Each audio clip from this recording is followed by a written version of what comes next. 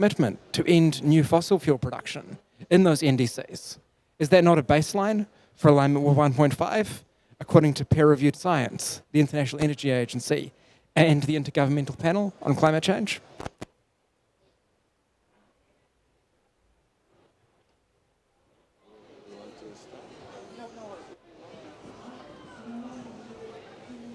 Well, let me start, and then we'll make it the other way around. Well, thank you for the. Actually, it were, I think, two statements, but yeah, I'll take the second one as a question as well.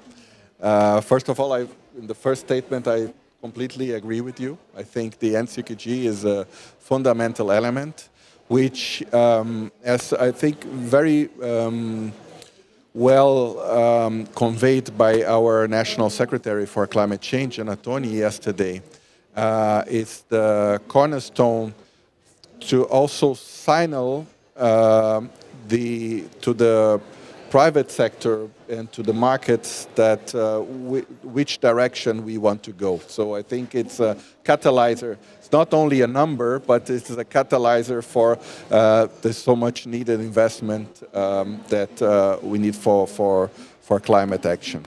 On the question or the statement and question about the identity of COP30, I think there's lots of expectations on the identity of the COP next year. Of course, the fact that it's going to happen in the Amazon region already attaches some characteristics to this COP. The fact that it's happening in the largest freshwater basin is also attaches a certain characteristic to this COP. I think the fact that there is also, I think, the relationship within the COP and indigenous people, I think that is also another important fundamental element of our COP. But I think it is an all-encompassing COP that we are going to have. We are going to discuss many important topics and areas. We want also the topic of technology to be part of the identity of this COP, and how technology can be employed, of course, to address the fundamental problems of mitigation and adaptation, but also view technology as something that carries a footprint, that footprint needs to be addressed.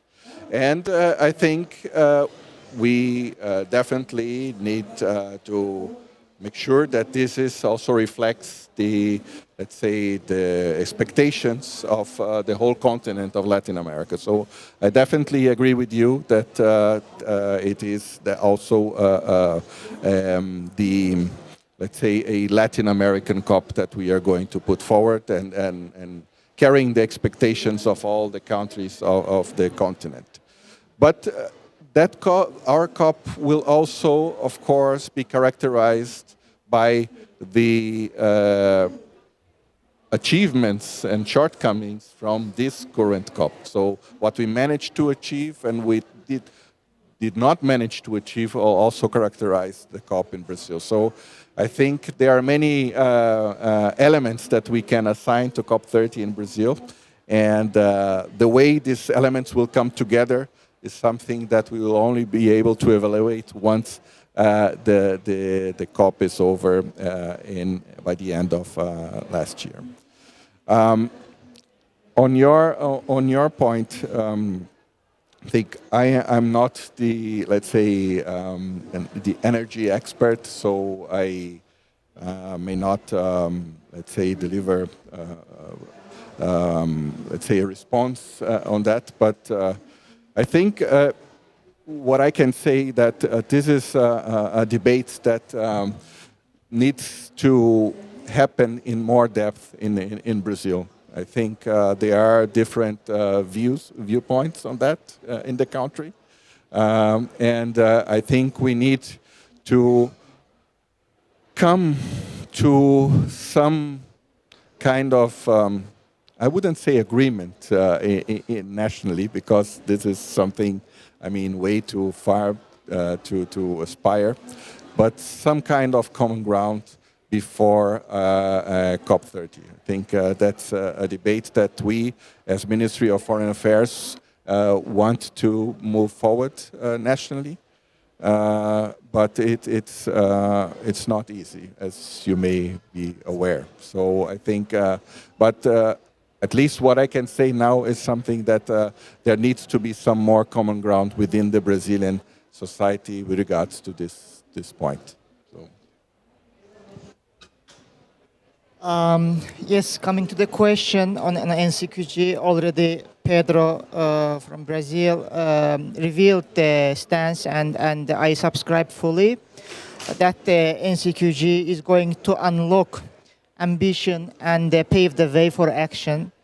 And yesterday night, the presidency shared the text for the NCQG, where it was clearly referred to the points from the GST last year, first GST, that the cost of the NDCs up to 2035 globally for developing countries, it ranged from the 5 to 6 trillion US dollars. And the ministerial pairs also estimated that the annual cost for the climate finance is 1.4 trillion US dollars. This is quantum, but as you know, that this is the multilateral process with almost 200 countries with different views, and presidency along with parties come together for having the consensus.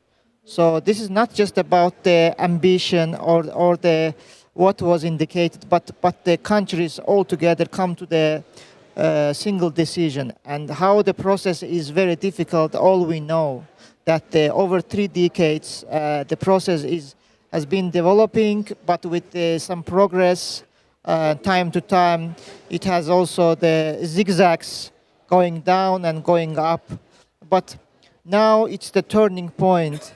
Just next year is the 10th year of the Paris Agreement, where now the turning point is about to deliver on the Paris Agreement. In that sense, we have navigated the process, and we promoted all the delegations, all the parties to come to the COP29 with these 2 elements of the enhancing ambition and enabling action through setting up the ambitious, fair, and the effective NCQG, through establishing the carbon markets of the Article 6 of Paris Agreement, and also access to the technologies and capacity building. So we are hoping that we are almost believing that it can happen now. For the energy, you have already mentioned rightly, and I think the just, orderly, equitable transition, the element from the first GST outcome, has different interpretation. If we will take it through each country view, so we have to prioritize who is the main emission reducing countries, how they will handle it, but also the sustainable energy transition, poverty reduction, sustainable development should be also the main elements for this. As I've told, Troika presidencies during the year has convened the political dialogue with the ministerial climate events, where we have called on all the parties for the ambitious mitigation solutions, just transition, as well as on adaptation, on the carbon sinks, on the forests, on the finance. So now the parties should come up with the conclusion at COP29, how they will move forward from COP29 to COP30 further. Let's be patient and see the documents, what they will tell us. For the fossil fuel, what we can tell this. So we have to think of the 2 main pillars. Is this about how to make the transition sustainable, where the the money should come from to make it fair and ambitious. So if as I told, this is about the 5 to 6 trillion US dollars of the NDCs. And so who should solve it? I mean, this is again depending on all the parties, not only the one single country, or the countries which would like just to start their, let's say, the fossil fuel development. There is some countries who just wanted to start their fossil fuel development, but they don't have any other resources. If we will think about Africa doesn't have the access to the electricity even. 75% of the population in Africa doesn't have the access to electricity. More than 600 people. So we should think of these points too, but at the same time also to have the sustainable, just, orderly transition with the leading the example by the countries who has already the capacity to do it, financial resources to do it, but same time who are the main emitting countries. Thank you. So thank you again for your time. You will be able to go to the plenary now for the dialogues, but just to summarize a bit, we are also hoping and believing that we will achieve good results. We do expect to have like the next text reflecting what civil society is bringing here. That's more equity, access, transparency, but also responding to GST, because it was a paramount agreement that we had last year to guide not only the NDCs, but also the Mission 1.5 and also the path for COP30.